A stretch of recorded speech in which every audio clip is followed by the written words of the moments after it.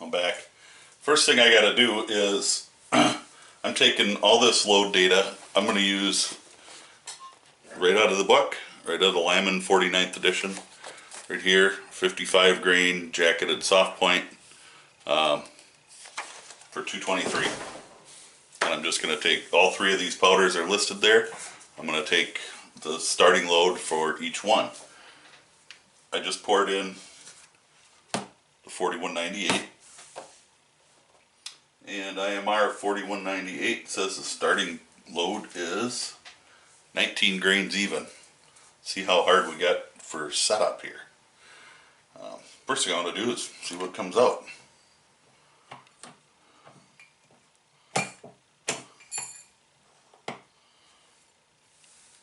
Not very much. 2.3 grains. Now, ignore this stand. I whipped this thing up and slapped a little paint on it, and it's really a crappy stand. I know that I'm going to have to pull the stem out, so let's start there.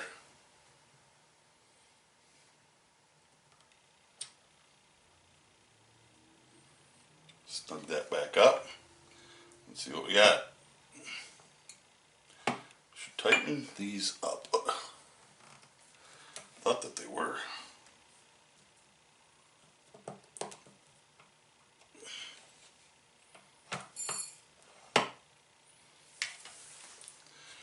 And now it says 18 grains. So I need to go up one. I think I got pretty darn lucky. And I want to go up. So let's go 2 marks on that and see where that brings us.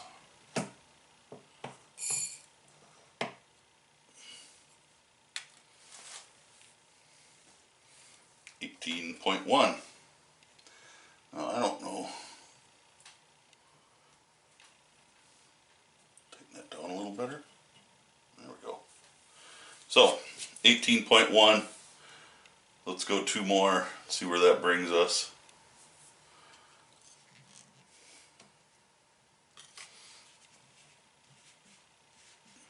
Now you want to be careful when you're taking this cap off, because if you pull straight up, you'll pull the tube out, powder will be everywhere.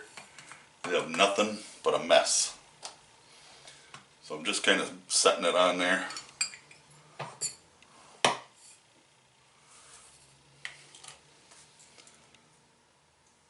.9.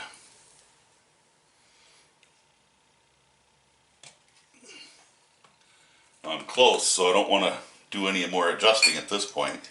I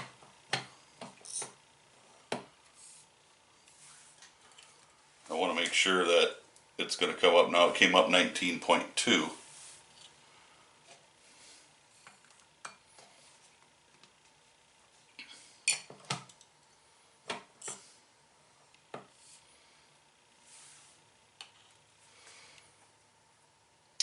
Even.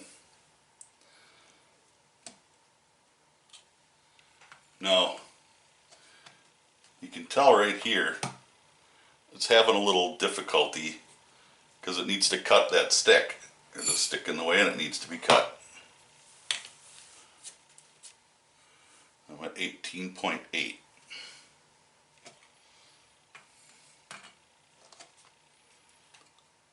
So, which is pretty common for a stick powder like this to do that.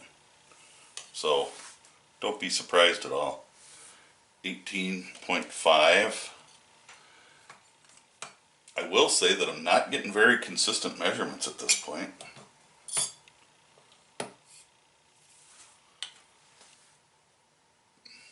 .9. I'm doing a plus or minus of about 4/10, and I don't like that. Now normally when I'm doing target loads, I'm trickling up to exactly what I want. And I also do not trust this scale, because right now it tells me I have 3/10 of a grain just in the pan alone. So let's do a couple and re-zero each time.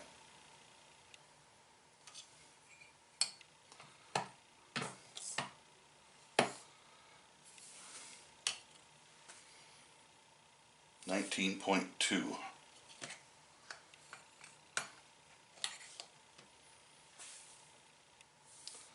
We're zeroed. I'm going to zero it anyway.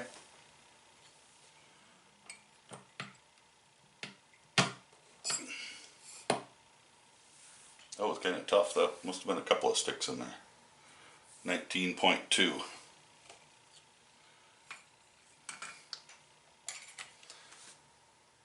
This is also why I use a beam scale as opposed to a digital.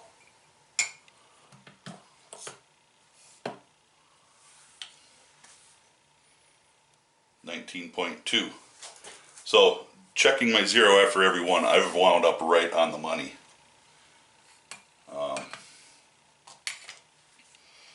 We'll check a total of 5 here. We're still 0.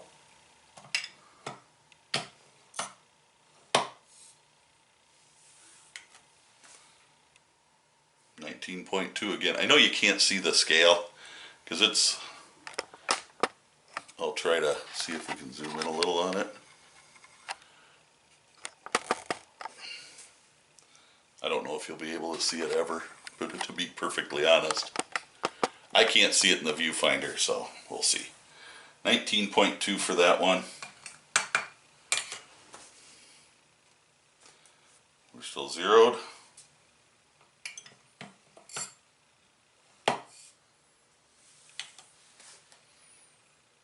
19.3. Plus or minus a tenth I can deal with. But let's hit the 0 again.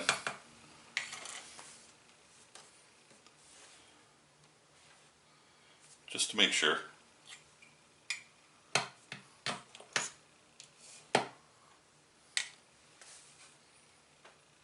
.1. I think we're within a tenth. If I set my measure to be within a couple tenths of where I want to be, I'd be pretty happy with that. Like I said, I trickle my loads most of the time anyway, so yeah, it is what it is, you know. So I'm going to clean this out, and if I find a really good, proficient way to do that, I'll show you. But see if I can experiment a little bit, see if there's a good way, good, quick, easy way to clean it out, or at least empty all the powder out. I'm sure I'll have to take it apart and wipe everything out again, but that's okay. So I'll be right back. Get the benchmark in there now, and if you'll remember, it's the shorter stick powder. So I'm going to take 22.7 grains is what the book says for a starting load of benchmark in 223. Now when you raise the handle on this measure, that's when it drops the powder. You can see I've got powder in there now. See if we can get another look at the powder. Kind of give you an idea. 22.7, which is what I set it for. Try another one.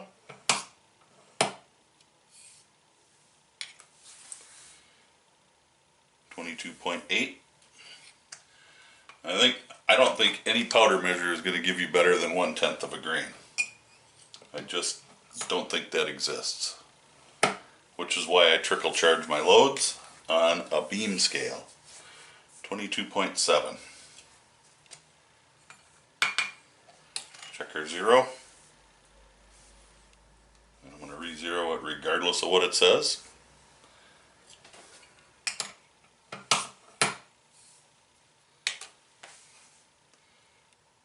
.8. So we're within that tenth. I'll throw a couple more here. I'll see if I can zoom in on the scale a little.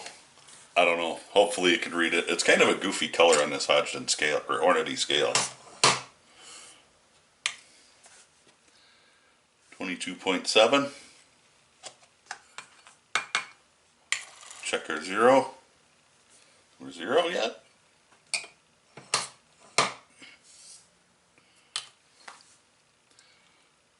22.6.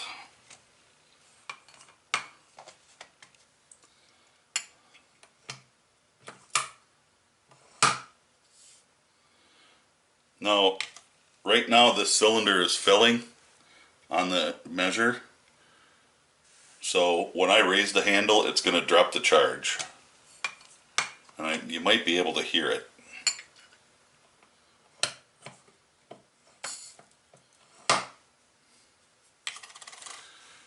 And oh, I bet the scale is off again.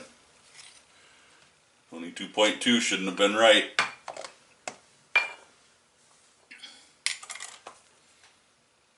Nope, says it's 0. But like I said, I haven't found a powder measure yet that'll do better than 1/10 of a grain. 22.6, supposed to be 22.7. I'm going to call it good with the benchmark. Like I said, I trickle in my target loads, and when I'm doing bulk loads for 223, I'm using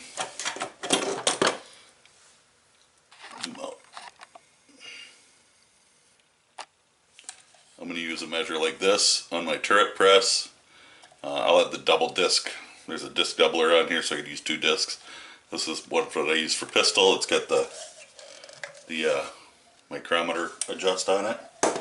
But I mean, I'm not going to complain. Currently, we've got a pretty good measure. So what I have found, and I'll bring you back up. If you take this piece off, then you can do that, and you have to lift the lever to do that. So you'll want to catch it. I'll just right into there, raise the lever. You can take this part out. And I don't recommend, it's easier to unload it this way.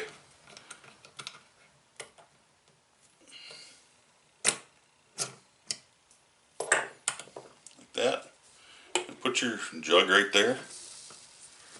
And you can see it's just running right out. If you're looking up here, you'll see that there's a bunch of little pieces of powder stuck in there. I just use a used dryer sheet. Will usually take the static out of there. That's all that is. I'm not going to worry about it right now. I'm just going to clean it out, and we'll continue on. The last time I cleaned it, there wasn't any powder stuck anywhere else, just in there. So I'm going to clean that out. For 223 Remington BLC2, it says for the same 55 grain jacketed soft point, it says 23 grains even is a starting load. Testing starting loads because you should never go to the max. When you're running a powder measure, you want to make sure you go all the way to the top and all the way back down. Make sure all the powder drops out and weigh it. 23.3.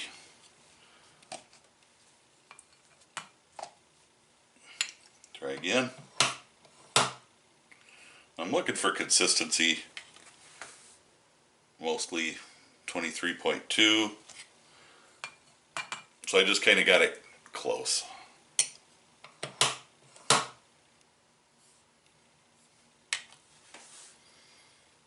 .23 even. Now a lot of times when I first set up my measure, I will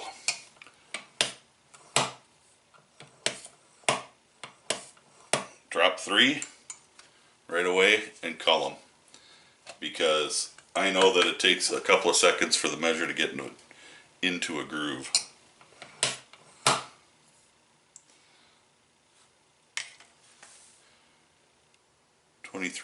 .2. Let's check our 0. It says we're 0, but we'll set it again.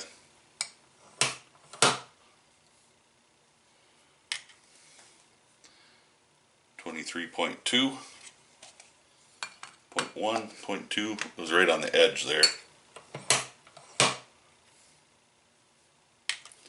And again, this is a really crappy little scale. 23.2. I guess I wouldn't say crappy. It serves its purpose. It's just not been, the 0 changes on it. But if I keep re-zeroing it every few charges, it seems to be okay. I don't use it for precise loading, 23.3. So we're right within that 1/10 of a grain, and I'm happy with that. For a powder measure, better put the lid back on there. That isn't going to break the bank. Like I said, this thing was, I think, 50 bucks. Was cheap. I don't think you can beat it. I don't get any leakage. I've made a little bit of a mess, but I haven't gotten any leakage out of it. And we could certainly run a couple more to try.